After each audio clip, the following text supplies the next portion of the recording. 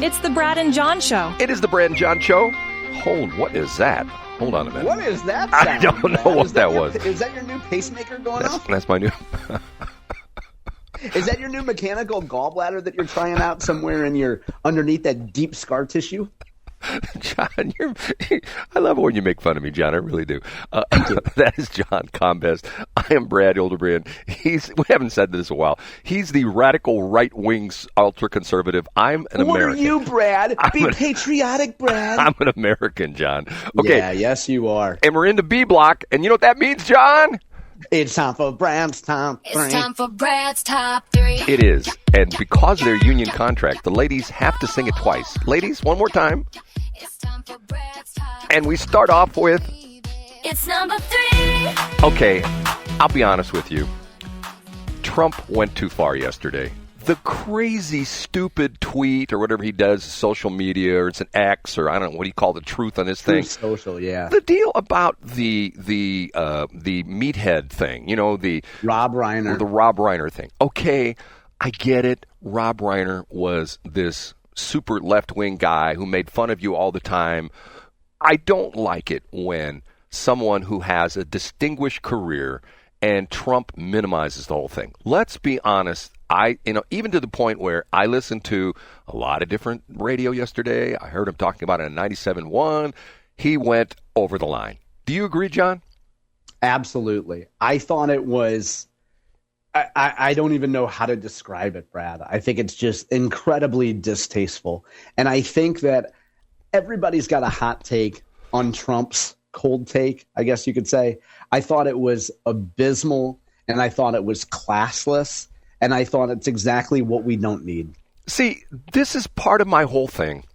Remember, I'll be honest with you. I went through this whole crazy thing in my life where after the Charlie Kirk thing, the day after that happened, this is going to be Dedham Tots again. I know, John, but I'm driving around and I don't know, it just hit me. I thought to myself, this is so sad that you have a guy who tried to essentially show his point of view, but more importantly, try to engage people in the conversation. That's what I loved about Charlie Kirk. I gave the example of one of my stations back in the day when Brian Evans was on this station, the Democrats were always trying to get him off the air. And when I would offer the Democrats time in the air, we don't want to be on the air. They just want the Republicans to be off the air. Okay, so going back to the deal with Meathead and people, I'm not being disrespectful. If you go back, and which is interesting, if you go back and watch some of those clips from All in the Family. Yeah. It's amazing because that could not be on TV today because there would be an uprising of people complaining about that. But Rob Reiner, he gets murdered by his son. His wife gets murdered. His son murders his father and his mother. To me, you don't disrespect that situation, and especially a guy who's done such incredible work throughout his career and still working in the industry, not anymore because of his son. I just think that Trump just was way off base. And there gets a point where this is, and I have to tell you, I talk about this all the time, the pendulum swinging. The Republicans are all of a sudden worried like, oh my God, we haven't won an election. We lost the governor in Virginia. We lost in New Jersey. And we lost for the first time in 30 years, there's going to be a Democratic mayor in Miami. This is what happens with the pendulum. When you go way over to one side, it starts to swing back the other side. And unfortunately, sometimes it swings back even further on the other side. So all these goofball Republicans who are coming out with all these goofball legislations and goofy crap, knock it off, okay? Just knock it off. Yeah, to more realistically, the Trump, they're not going to knock it off, Brad. But the Trump tweet doesn't help. And I also, when I read this, Brad, I think of friends that we have that work in Washington, D.C., maybe folks who were close to the president, who shall remain nameless. And I think about, I can imagine their response when Trump said to them, probably privately, hey, that Rob Reiner, he's a jerk. I'm going to write about it. And you can imagine the plight therein of trying to tell the president, hey, this is not a good idea. Let's just let it go. And they're powerless to do it because Trump's going to do what he wants to do. But once again, it's this polarization we have of politics. It's polarization, and we are all Americans. You know, I know it's crazy. You make fun of the fact that I don't say I'm a Republican or a Democrat or a liberal or even a libertarian. I don't make fun of that, Brad. I think it's a cute gimmick. Well, and I think we all know you're a Somali, right? And you moved to Minneapolis for the winter because it's beautiful in the winter. By the way, and you had a little scheme going. You're the Connie Bobo of Minnesota. It makes me wonder what story number 2 is. No, by the way, it's funny you should mention that because someone texted me. I don't even know who this is, a listener. It's just a phone number that shows up. It's nobody in my address book. They sent me an interesting article that talked about why the Somalis moved to Minneapolis. And you know, what's the answer? The number one reason was excellent public funding for, essentially, welfare kind of stuff. That supposedly Minneapolis and Minnesota, specifically the MSP, the Minneapolis-St. Paul area, has one of the best public welfare programs in the country. So that's where the Somalis went because they thought, hey, we'll get all this nice public aid. Nice, very good. I like that. Okay, number 2. It's time for Brad's number 2. It's time for Brad's number 2. At the risk of beating a dead horse, once again. No, not you, Brad. Once again, I watched another Jason Rosenbaum short on YouTube. And who in the world is calling me now? Who in the world leaves their phone on during the show? Hold on a minute. Hello? They just hung up. Okay.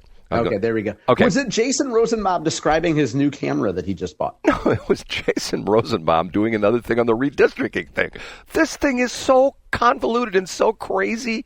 I mean, it's to the point where, John, I'm going to ask you the question, and you're not going to be able to answer it. Which map is in effect right now? Which one? Hey, thank you. For folks who don't know, if you're just joining us, welcome. Last week, I pointed out that since redistricting has been an issue, Brad has asked me the same question over and over, and I've answered the same way consistently, which is the new maps are in effect. And on December 11th, I noted that it would be a historic day, 12/11/25. Every time Brad asked me that, I would just say 12/11/25 because I answered that on 12/11/25, Brad. But that's not according to Jason Rosenbaum because he says... Yes, it is. The answer on 12/11/25, which I noted had changed for the first time, which is that the maps are frozen now, Brad. It's so... You know what? This whole thing, I don't know. It's crazy. It's CWS. That's your position on it, Brad. It's very nuanced. It's CWS. You know what crazy weird is? You know, CWS. Crazy weird stuff. Yeah, crazy weird segment. That's C-Block. Okay. We ready? We ready for number 1? Yeah, I want to hear it. And now, big finish, Brad's number. Okay, my number 1 is going to be an audio number 1. You ready for this, John? Ooh, I want to hear it. I got the volume ready to go. It's going to be an audio number 1. And matter of fact, what I'm doing is I'm trying to get ready for it right now. And I'm going to hit this button right here. I'm going to hit this button right here. Hit this button right here. And magically the phone should come alive. Hopefully it'll work. Come on, phone. Work. Work, work, work, work. Work, work, work, work, work, work, work, work. It's not. Oh, yeah, here we go. Okay, here we go. Here we go, John. You excited? There's 1 ring. 2 rings. You'll never guess. Somebody's birthday? Are you calling your son? Yes, I'm calling one of my sons. It's his birthday. He's in Pensacola. Nope. The person you have called is not available. Please leave a message after the tone.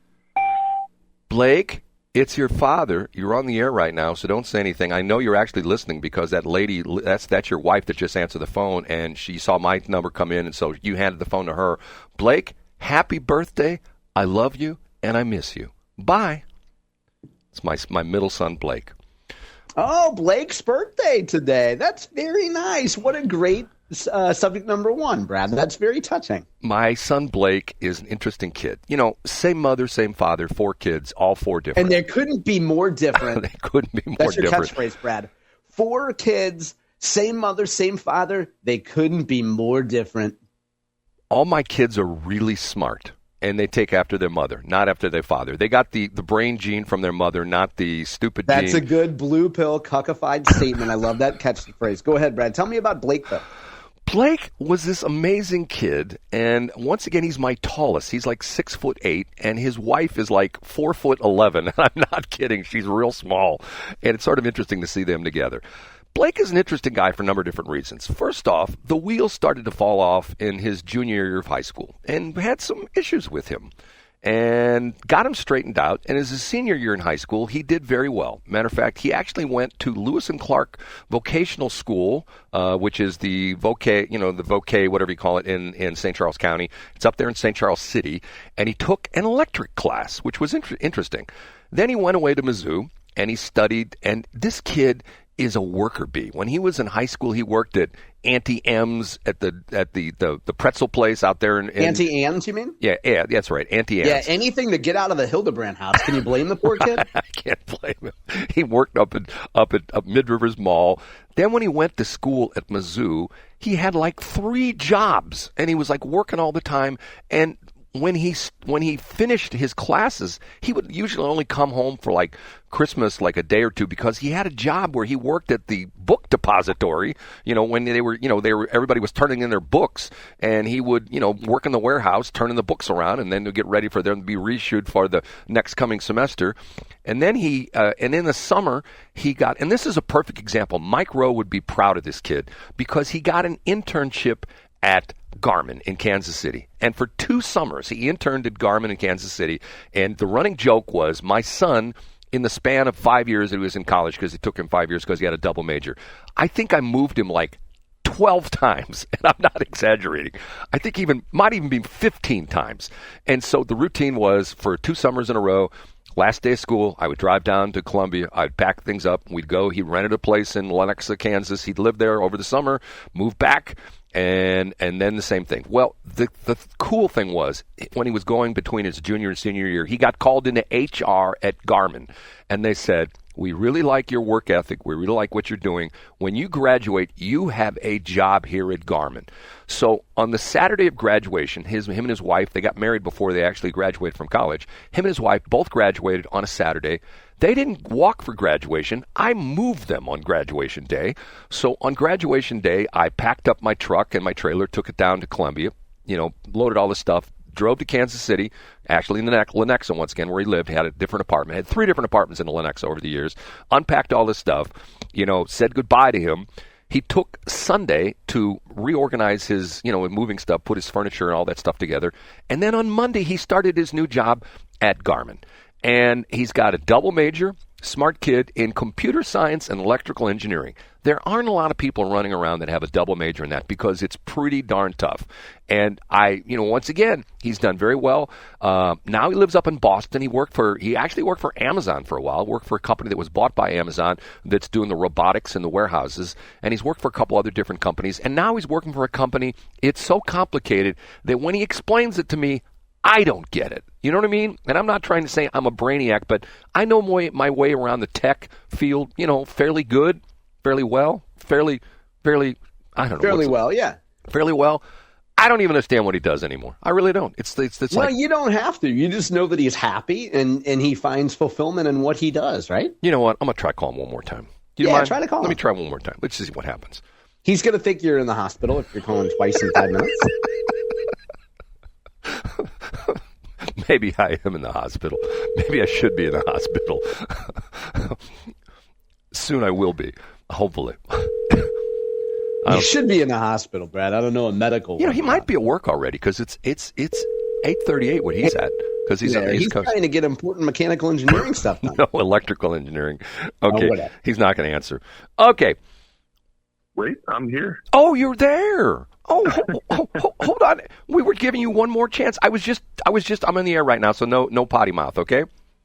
All right. Sorry I missed the first one. I was in a meeting. Oh, see, you are at work then, right? I'm at home, but I'm working. I was just giving my tribute to you about how many times I say I moved you at least 12 times.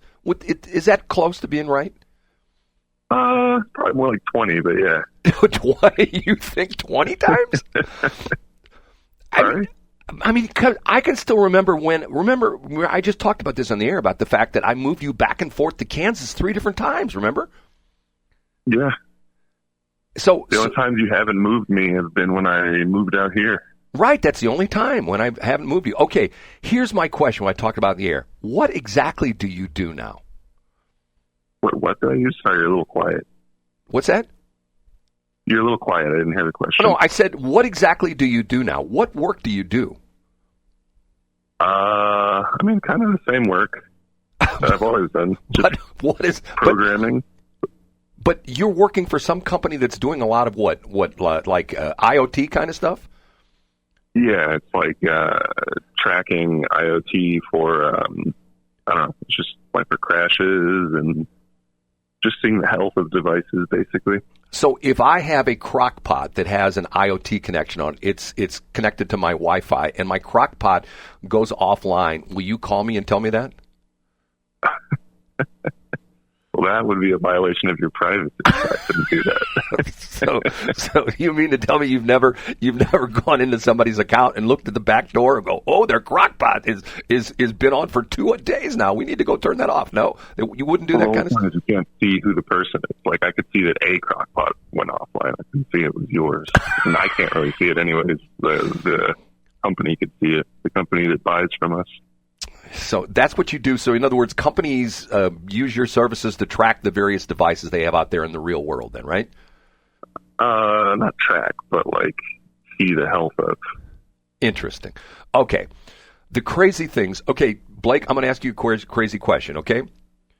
Mm-hmm. With me bringing you up, what's the craziest thing you ever saw me do? Ever saw you do? Yeah. I mean, me being your father, there's got to be a story that you said, once upon a time, my dad did. What was that? What is that? Tell me. I mean, I was there when you had that piece of rebar go through the caterpillar you were on. That was pretty crazy. Well, we won't talk about that. Almost got killed with a piece of rebar that impaled me. Okay. Yeah. Okay. You asked me what the craziest thing was. That's definitely it. I was like, oh my. Okay. Oh my. Okay, but one of my favorite things you told me. This is one of my crazy things that I've talked about before. My high school video. You know what I'm talking about? My Board of Education video. Oh, I show that to people still sometimes. That's the craziest thing when you tell me that here you got all these. And what's interesting was you hang with very intelligent people. Is it safe to say you're like people of your same likeness as far as your brain is concerned? So when they see my crazy high school video, they find it funny, right? Yeah, it is funny. Well, okay, I'll remember the rebar incident with my bulldozer, but that's a whole other story. Okay, Blake, I miss you. Erin doing okay? Yep. She's sleeping right now, though. Do I dare ask how old you are? I am 35. Good God, I feel like an old man. I am an old man. Old. I am old. I am old, Blake. Blake, I miss you. Happy birthday. I wish I was there because you know what I would take you to Cecil Whitaker's Pizza tonight, but you're not around, so you can't do it. So you can't take me to Cecil Whitaker's here. Not a thing. Yeah, and you know what? One of the other crazy things, I still remember, the one time, that one place you lived in that had OSB for the ceiling. But remember the crazy story about you were driving because you were riding your bike into town? Tell that story real quick. The one where the lady opened the door on me? Yes. Yeah. I was riding back to my apartment uphill, and someone just opened their door. Luckily, my bike was tall enough that I went over the door instead of into it, but didn't feel great. I think now if I did that, I'd probably break every bone in my body. So the bike stopped, but you didn't, right? Bike stopped, I kept going, and luckily I was 20, so it didn't hurt. Yeah. Well, it hurt, but it didn't hurt me, but now I think I would explode. Bizarre stuff. Well, I love you and I miss you. Say hi to Erin for me, okay? Love you too. Okay, bye. Bye. My son, Blake. Amazing Brad, kid. we could have lost you to a rebar accident. That's a whole nother story. See, when I forgot about that one. I heard a rumor that you were trying to put some soil back in an area where a nearby farmer had excavated it, and a piece of rebar almost impaled you. No, I forgot about that story. He's right about that. I almost got killed by a piece of rebar. But anyway, that was me. That was construction Brad on my skid steer loader that I had for a while. It's crazy. I don't want to make this sound weird, but I've had 2 near death experiences. One was caused by a deer, correct? Well, yeah, but I've had. It's funny. I've been shot at twice. I forgot about the rebar incident. God, I can't believe I made it to 90, John. I must be somebody. Somebody up there must really like me. Okay, we have to take a break. I'm sorry that went long, but I love talking to my son. He hardly ever talks. That was a great conversation, Brad. I'm glad you called him. And we will get Mike Elam on the air here next because I got to ask him some questions. Okay.